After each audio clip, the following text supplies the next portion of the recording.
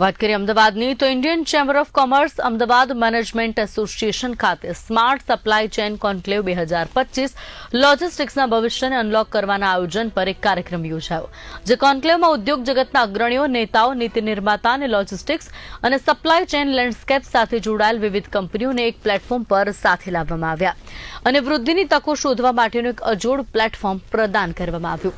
આ કાર્યક્રમમાં મોટી સંખ્યામાં લોકો ઉપસ્થિત રહ્યા હતા. આજે જે smart supply chain conclave Ahmedabad ખાતે યોજવામાં આવ્યો છે આઈસીસી દ્વારા ઇન એસોસિએશન વિથ જીસીસીઆઈ નિયમે નો મેઇન ઉદ્દેશ એ છે કે આવનાર દિવસોમાં લોજિસ્ટિક્સ અને supply chain is going to be a major game changer in India.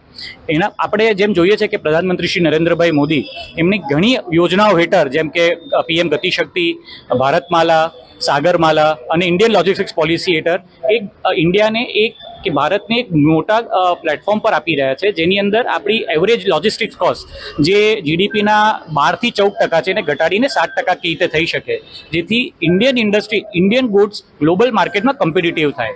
એ જ ઉદ્દેશ્યને લઈને ગુજરાત સરકાર પણ ખૂબ મોટા પ્રોત્સાહન અહીંયાના ટ્રેડ લોજિસ્ટિક્સ પાર્ટનર્સને આપી રહી છે. ગુજરાત આપણે એક આઈડિયલ હબ એટલે છે કેમ કે એની પાસે એક લોંગેસ્ટ કોસ્ટલ બેલ્ટ છે. આજે 2100 કિલોમીટરની કોસ્ટલ બેલ્ટ કહીએ. એની ઉપરાંત મેજર 3 પોર્ટ્સ પીપાવાવ, કંડલા અને મુદ્રા જે ખૂબ મોટી રીતે એક્ટિવ છે. ઇન્ડસ્ટ્રીયલાઇઝેશન જે ગુજરાતમાં ખૂબ મોટું ફાસ્ટ થઈ રહ્યું છે અને એ આઈડિયલ હબ બની રહ્યું છે અહીંયાથી ગુડ્સ એક્સપોર્ટ થવા માટે કે ઇમ્પોર્ટ કરવા માટે.